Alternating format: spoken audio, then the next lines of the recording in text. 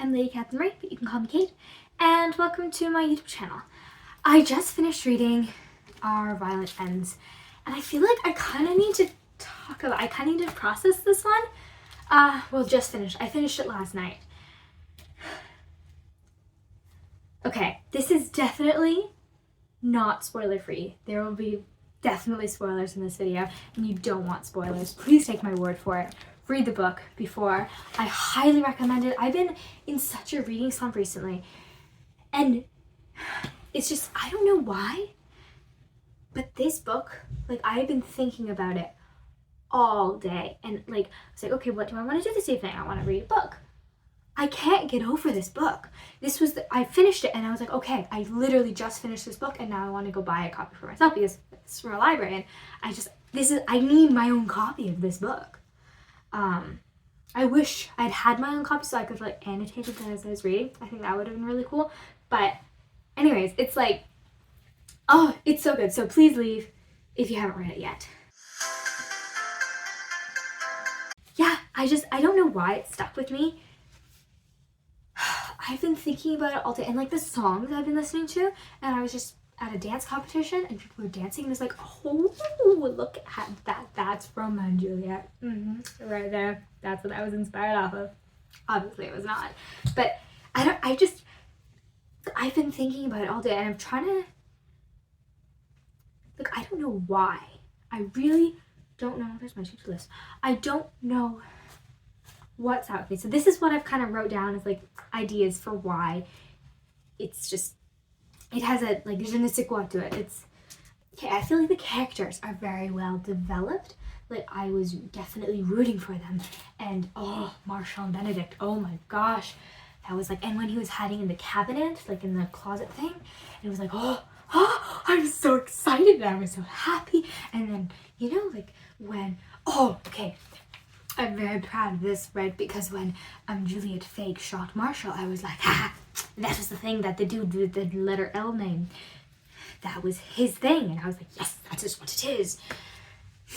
Like, I was so devastated because like, oh, and then Roma's gonna think this, and this is gonna be this, and this is gonna be this. And I was making all these situations in my head because I felt like I knew these characters, and I really just, oh, it was just like I needed to, oh, okay. What else do I have written here? And like, okay, I know it's like loosely based off of Romeo and Juliet. And so towards the end of Our Violent Ends, I was like, oh my God, he thinks that she committed suicide, so he's gonna commit suicide. Oh my God, it's supposed to be Romeo and Juliet. They're gonna die, they're gonna kill themselves because of misunderstanding. I was absolutely horrified. I wanted to stop. I closed my book and I like paced around the room for like a second, and then I was like, oh no, I must keep reading. Like, it was really intense. And partway through These Violent Delights, I was like, holy moly. Okay, Romeo and Juliet, whatever. But then it like clicked that like they're gonna die. Like, that's just, I feel like that needs like a moment of silence. Like, oh my gosh. And it was just, oh, like, I had so many oh no moments. This is what's gonna happen, and this is gonna lead to this, and this is gonna lead to this. It was crazy. Then when they did die, I was happy. You know, I feel like I've heard about people being completely devastated when they died, but I think that was a really good death.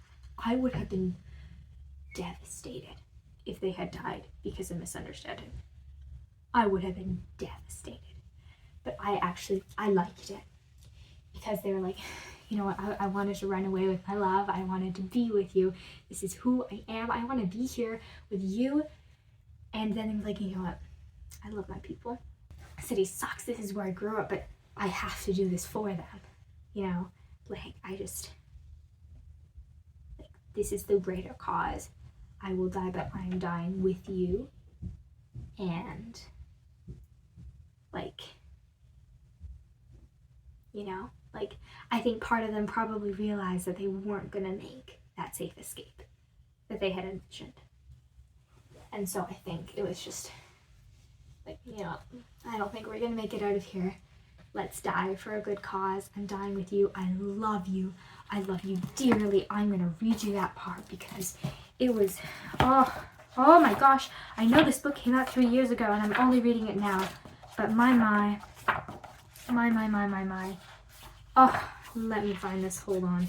Juliet landed sharply on the gravel, wincing when it tore scratches into her elbows. The gasoline on the ground soaked into her wounds. Roma hurried over to aid her and hauled her upright again. But it was no matter. The scene was set. Behind Dimitri, the monsters started to lumber near. They needed to come closer, just a little closer. Roma reached for Juliet's hand. Something about it felt entirely natural, even as the whole world started to a halt around them. It would always be the same feeling as it had been when they were 15. Invincible, untouchable, as long as they were together. His fingers solid, steady, while they were intertwined with hers. With her other hand, Juliet flipped open the letter. She met Roma's eyes, asked him in silence one last time if they were truly to do this. He showed no fear. He was gazing at her as one would gaze out into the sea, like she was this vast, momentous, wow, this is so much easier to read in my head, momentous wonder that he was glad simply to bear witness upon, to have and to hold, even when death cannot part us. Juliet whispered. The monsters howled into the night, loomed closer. In this life and in the next, Roma returned. For however long our soul remains, mine will always find yours. Juliet squeezed his hand. In that action, she tried to communicate everything she could and put into words. Everything that she didn't have a spoken form other than, I love you, I love you, I love you. When Dimitri stepped forward, when the monsters finally approached with good range, Juliet turned the spark wheel on her lighter. Don't miss, Roma said. I never do, Juliet replied. And with Roma's nod, she threw the burning flame into the bags of highly flammable vaccine.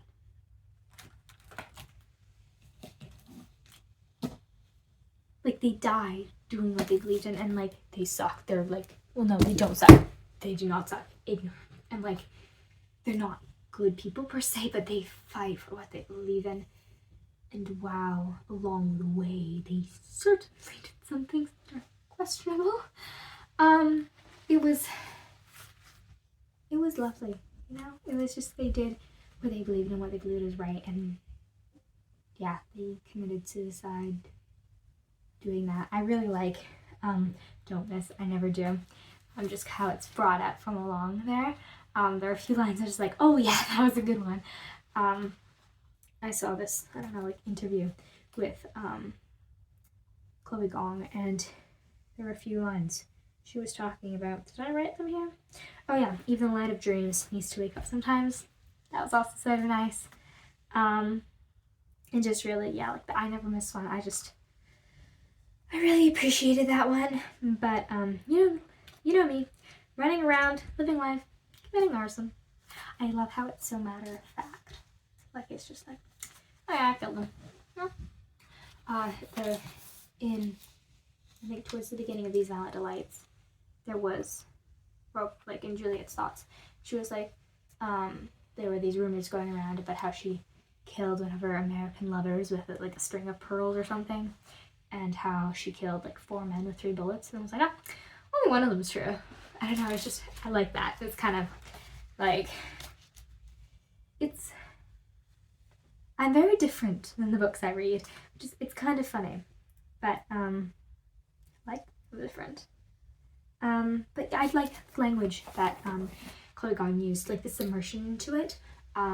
It makes me want to use that more. I really like not as a word. I feel like that should be used more, and less. I don't know, they're just like words that like they add to the language, I feel like. And I like how they switch between. I got to practice my French throughout that. My French is very horrid, but I got to practice, so that was good. But it was a really good book. And I read Shatter Me. Personally, I didn't love all of that spice. But I definitely, I'm not very good at reading books that are solely focused on the romance. There has to be some sort of monster killing or, worlds, falling to really catch my attention. But I definitely root for the characters. And Marshall and Benedict were amazing. Love them. and Romeo and Juliet, like, marvelous. They're so well matched, you know? Like, and obviously you know they're gonna end up together. But like throughout it, you're like, oh my god, is this how they're gonna die with this misunderstanding because this is Romeo and Juliet? It was so concerning. It's just, yeah, I don't know. I don't think I have anything left on my notes, but I don't know what hit it for me. But this book made me really, like, I had a whole roller coaster of emotions through this book. And yeah, it was a real submersion. And I've been in a reading slump recently, and it was just, I think, and I don't want to jinx myself, but I think it brought me out of it, and I really want to read now. And I feel like I can't pick a book that's going to, like, the one that will fit, that will be able to precede this one. I feel like I can't really match anything. Like, I want it to be, maybe I want something completely different. I don't know. Maybe I'll reread, like, one of my old books or something. I don't know. Should I order it? Like, Indigo is kind of calling to me. I have gift cards. Not enough. I'd have to pay like $7 for the 2 books. I have gift cards. I might as well. Anyways, that's that.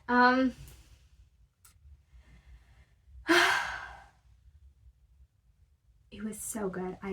Sorry, I can't put it to words. It's amazing. I hope you somewhat understand what I'm trying to get at through this. Yeah. Okay.